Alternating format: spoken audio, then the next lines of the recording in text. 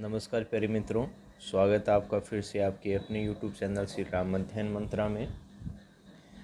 मित्रों, कल भक्तिन अध्याय अपना चल रहा था और कल के वीडियो में अपनों ने यहाँ तक कर लिया था कि साथ ही परिसर में दंपति निरंतर प्रयास से उसका सोना बन जाना भी सब थी।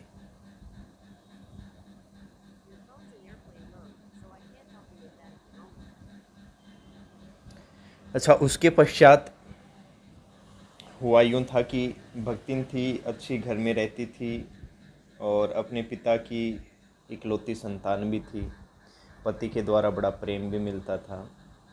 बस उसकी गलती ये थी कि उन्होंने 3 कन्याओं को जन्म दिया। ये सबसे बड़ी उनकी गलती थी और इसी का नतीजा भी उनको भुगतना पड़ रहा था। अब भाई उन्होंने बंटवारा भी किया। बंटवारा करने के बाद में अपनी जो संपत्ति जो पास में आई थी उसको निरंतर उन्होंने उस पे मेहनत की और मेहनत करके उनका सोना बना लिया। अब नेक्स्ट चलते हैं।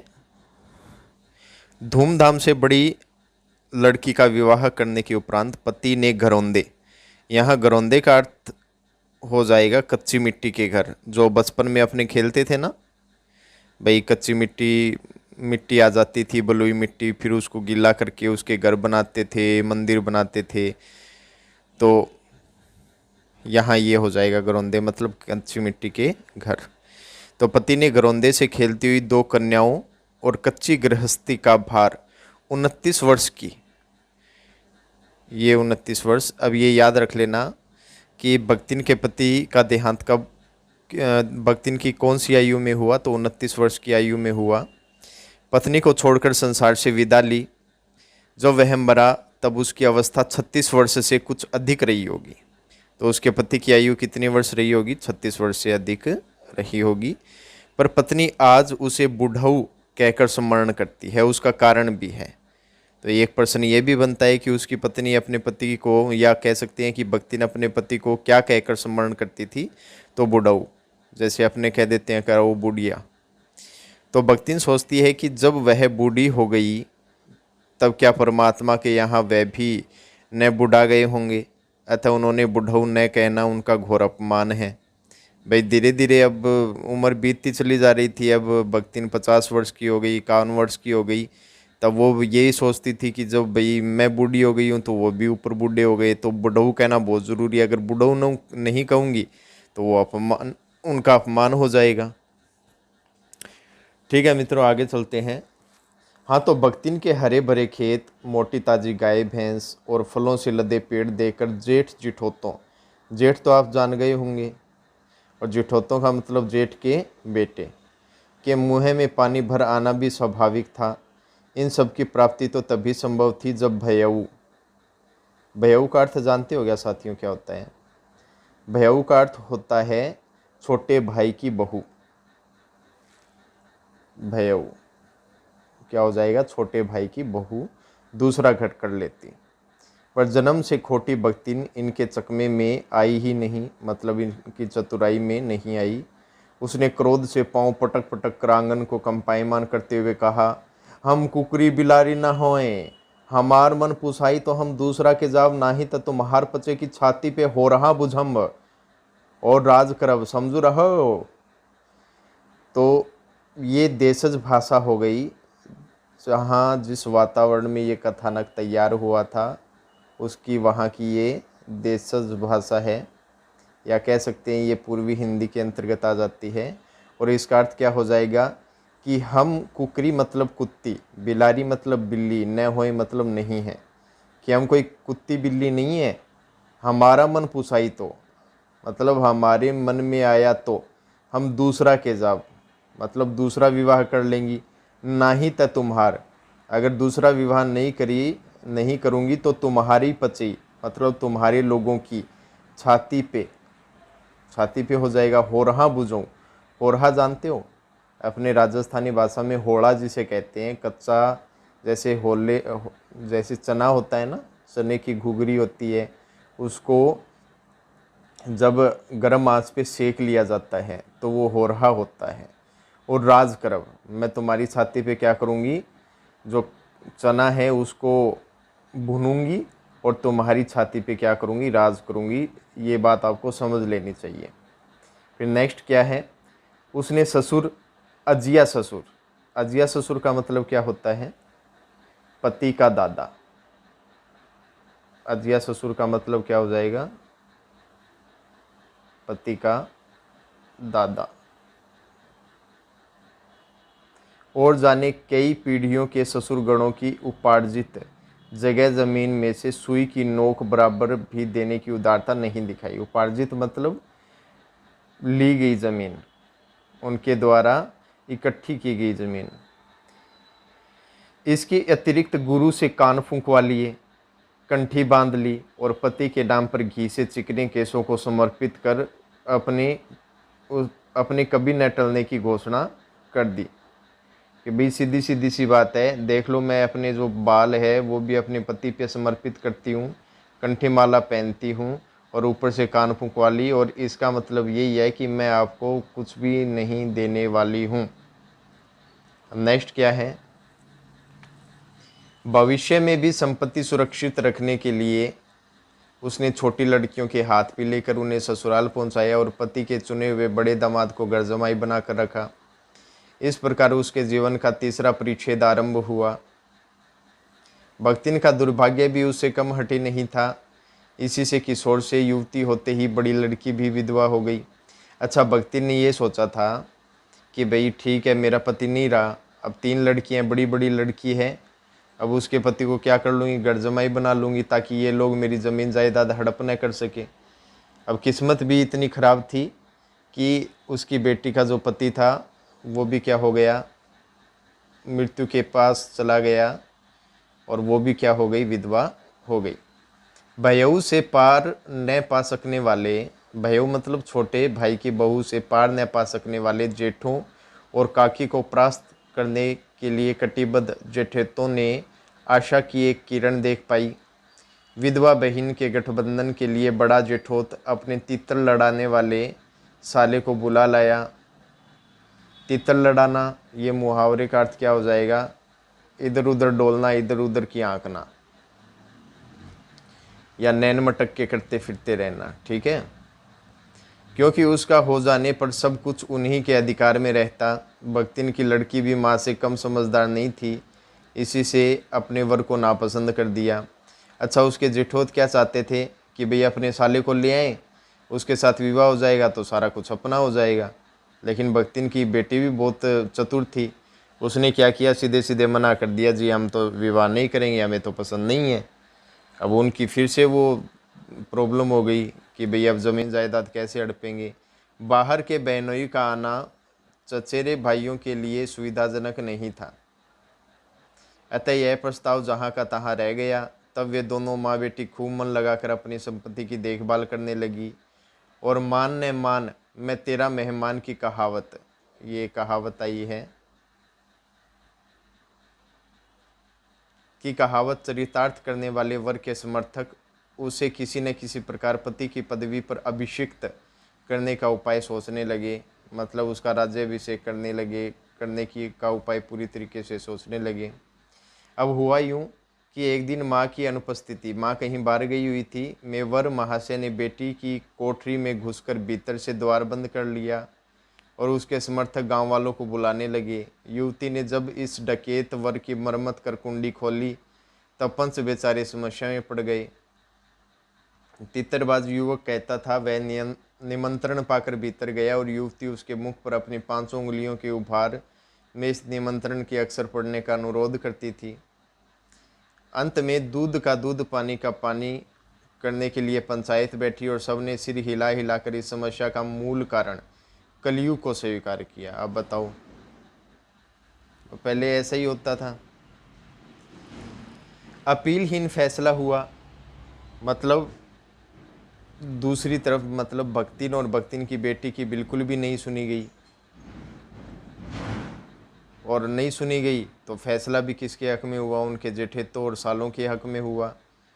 अब अपीलहीन फैसला हुआ कि चाहे उन दोनों में एक सच्चा हो चाहे दोनों झूठे, पर जब वे कोठरी से निकले तब उनका पति पत्नी के रूप में रहना ही कलयुग के दोष का परिमार्जन है। परिमार्जन मतलब उसे सही किया जा सकता है। अपमानित बालिका ने होठ काट कर लहू निकाल लिया। होठ काटना मतलब अत्यधिक क्रोध करना। और माँ ने आग्नेय नेत्रों से, जलते हुए नेत्रों से गले पड़े दामाद को देखा। संबंध कुछ सुखकर नहीं हुआ, क्योंकि दामाद अब निश्चित होकर तीतर लड़ाता था और बड़ी बेटी विवश क्रोध से जलती रहती थी। इतने यत्न से मतलब इतने उपाय से संभाले हुए गाय ढोर खेती बाड़ी सब पारिवारिक द्वेष में ऐसे झुलस गए कि लगान अदा करना भी भारी हो गया। अब भाई देखो, पहले लगान देना पड़ता था, लगान मतलब टैक्स देना पड़ता था। अब जब से ये जो साला है जेठोतों का आया है, तब से सब कुछ उनका हो गया। अब कर्ज इतना हो गया कि टैक्स देना भी भारी हो गया। सुख से रहने को कौन कहे। अंत में एक बार लगान न पहुंचने पर जमींदार ने भक्तिन को बुलाकर दिन भर कड़ी धूप में खड़ा रखा। यह अपमान तो उसकी कर्मठता में सबसे बड़ा कलंक बन गया। कर्मठता मैंने आपको बताया था, सदैव कर्म करते रहना। अतः दूसरे ही दिन भक्तिन कमाई के विचार से शहर आ पहुंची। घुटी हुई चांद को, अब यहाँ शहर में आ चुकी है भक्तिन। घुटी हुई चांद, चांद का मतलब यहाँ क्या हो जाएगा, चांद का मतलब शरीर।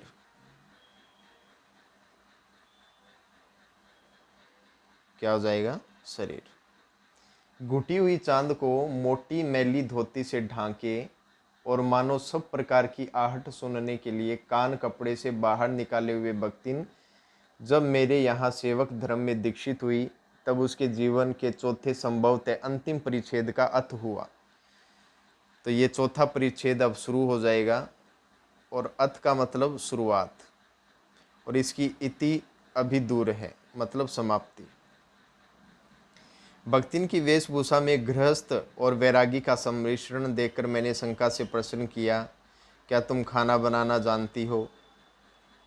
देखो, जो उनकी वेशभूषा थी भक्तिन की, वो गृहस्थ भी लगती थी, और क्योंकि कान फूंके हुए थे, कंठी माला धारण किए हुए थे, तो वैरागी भी लगती थी। वैरागी मतलब संत सन्यासी। उत्तर में उसने कहा, उसने ऊपर के होठ को सिकोड़ और नीचे के अधर को कुछ बढ़ाकर आश्वासन की मुद्रा के साथ कहा, ई कौन बड़ी बात आए, रोटी बनाए जानित है, दाल रांध लेत है, साग भाजी छौंक सकित है, और बाकी का रहा।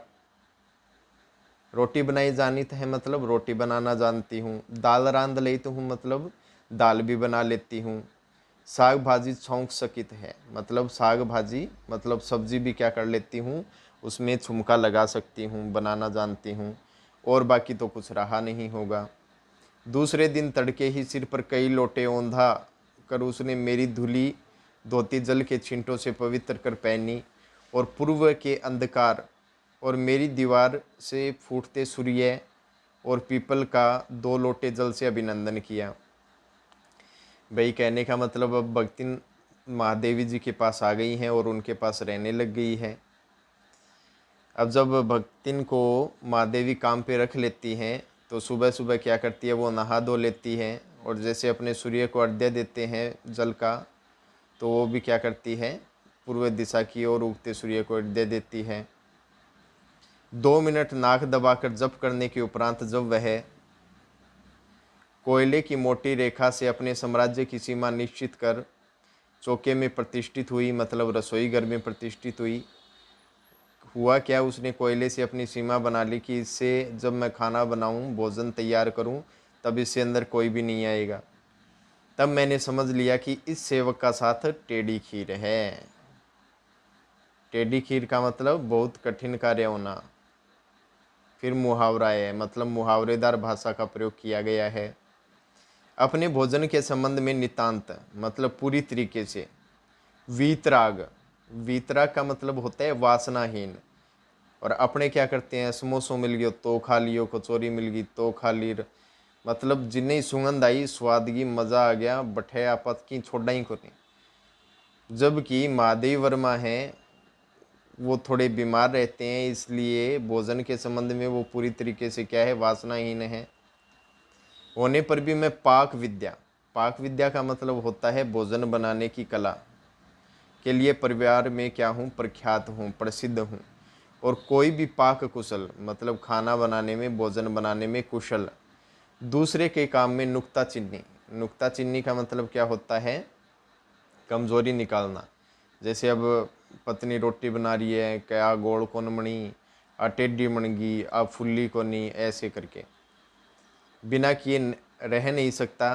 पर जब छूत पाक पर प्राण देने वाले व्यक्तियों का, छूत मतलब शुद्ध, पाक पर मतलब शुद्ध भोजन पर या शुद्धता पर प्राण देने वाले व्यक्तियों का बात बात पर भूखा मरना समरण हो आया। मतलब ये गांधी जी वाली बात है, जब अंग्रेजों के खिलाफ गांधी जी अहिंसा का आंदोलन करते थे और लोग क्या करते थे, अनशन किया करते थे, भूखे मरे करते थे, उनको याद आ गई और भक्तिन की शंकाकुल दृष्टि में छिपे हुए निषेध का अनुभव किया। निषेध का मतलब मनाही। तब कोयले की रेखा मेरे लिए लक्ष्मण के धनुष से खींची हुई रेखा के समान दुर्लंघ्य हो उठी। दुर्लंघ्य का अर्थ क्या होता है, जिसे लांघा न जा सके, जिसे पार न किया जा सके। निरुपाय, बिना उपाय अपने कमरे में बिछोने पर पड़कर नाक के ऊपर खुली पुस्तक स्थापित कर मैं चौके में पीढ़े पर आसीन अनधिकारी को भूलने का प्रयास करने लगी। अनधिकारी मतलब जिसे अधिकार नहीं दिया गया हो। और ये कार्य किसका था, भक्तिन का था। अब भोजन के समय जब मैंने अपनी निश्चित सीमा के भीतर निर्दिष्ट मतलब जिसमें निर्देश दिया गया हो ऐसे स्थान पर ऐसा स्थान ग्रहण कर लिया, तब भक्ति ने प्रसन्नता से लबालब मतलब प्रसन्नता से भरी हुई दृष्टि और आत्मतुष्टि मतलब आत्मसंतुष्टि से आप्लावित मतलब डूबी हुई मुस्कुराहट के साथ मेरे, अच्छा आप्लावित का अर्थ समझ गए ना, डूबी हुई, किससे, आत्मसंतुष्टि से के साथ मेरी फूल की थाली में 1 उंगल मोटी और गहरी काली चित्तीदार 4 रोटियां रखकर उसे टेढ़ी कर गाढ़ी दाल परोस दी। पर जब उसके उत्साह पर तुषारपात का अर्थ क्या होता है, ओलों की वर्षा करते हुए मैंने रुआंसे भाव से कहा, यह क्या बनाया है। तब वह हतबुद्धि क्या होता है, जिसकी बुद्धि काम न कर रही हो, हतबुद्धि हो रही। रोटियां अच्छी सेकने के प्रयास में कुछ अधिक खरी हो गई है, हल्की हल्की उसमें कड़वापन आ गया है, पर अच्छी है। तरकारियां थी, पर जब दाल बनी है तब उनका क्या काम, शाम को दाल न बनाकर तरकारी बना दी जाएगी। दूध घी मुझे अच्छा नहीं लगता, नहीं तो सब ठीक हो जाता। अब न हो तो अमचूर और लाल मिर्च की चटनी पीस ली जावे।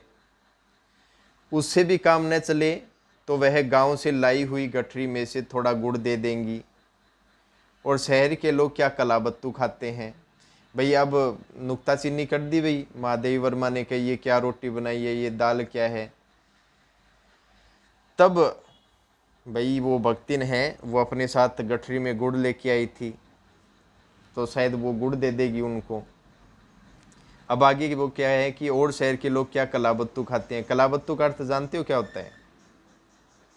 कलाबत्तू का अर्थ होता है सोने चांदी का बना हुआ तार। मतलब सब्जी तो खाते हैं, तरकारियाँ ही खाते हैं, रोटियाँ ही खाते हैं, दाल ही खाते हैं, इसके अलावा क्या वो सोने चांदी के तार खाते हैं क्या। फिर वह कुछ अनाड़ी या फूहड़ नहीं है। उसके ससुर पितिया ससुर जानते हो मित्रों। पितिया ससुर का अर्थ होता है पति का चाचा। भाई ससुर हो गया और पति का चाचा हो गया, मतलब चाचेर ससुर हो गया।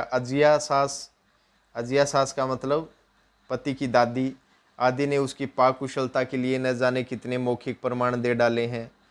भक्तिन के इस सार से भरे हुए लेक्चर का प्रभाव यह हुआ कि मैं मीठे से विरक्ति के कारण, बिना गुड़ के और घी के से अरुचि के कारण रूखी दाल से एक मोटी रोटी खाकर बहुत ठाठ से यूनिवर्सिटी पहुंची, विश्वविद्यालय पहुंची। भाई मीठा भी नहीं खाना था, घी भी नहीं खाना था, इसलिए दाल भी रूखी सूखी खा ली, रोटी भी रूखी सूखी खा ली। रोटी के लिए सूखी और दाल के लिए रूखी। और न्याय सूत्र पढ़ते पढ़ते शहर और देहात के जीवन के इस अंतर पर विचार करती रही। अलग भोजन की व्यवस्था करनी पड़ी थी।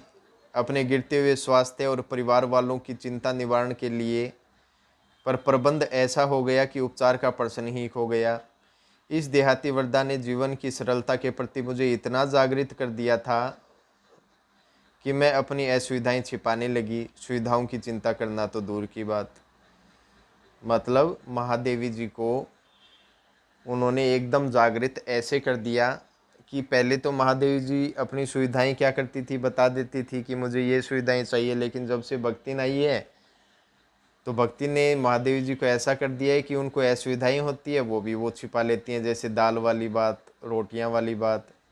इसके अतिरिक्त भक्तिन का स्वभाव ही ऐसा बन चुका है कि वह दूसरों को अपने मन के अनुसार बना लेना चाहती है, पर अपने संबंध में किसी प्रकार के परिवर्तन की कल्पना तक उसके लिए संभव नहीं है। अच्छा ठीक है, आज के लिए मित्रों इतना ही। आज यहाँ तक अपनों ने कर लिया है, फिर वीडियो लंबा हो जाएगा। और देखो 20 मिनट 25 मिनट का वीडियो बनाए तो आपको भी समझ में आएगा। लंबा वीडियो हो जाने पे आपको समझ में भी नहीं आने वाला है। तो कल नेक्स्ट पार्ट के साथ अपने फिर से भक्ति अध्याय पे चर्चा करेंगे। तब तक के लिए श्री राम अध्ययन मंत्र आपसे विदा चाहता है। जय हिंद, जय भारत साथियों।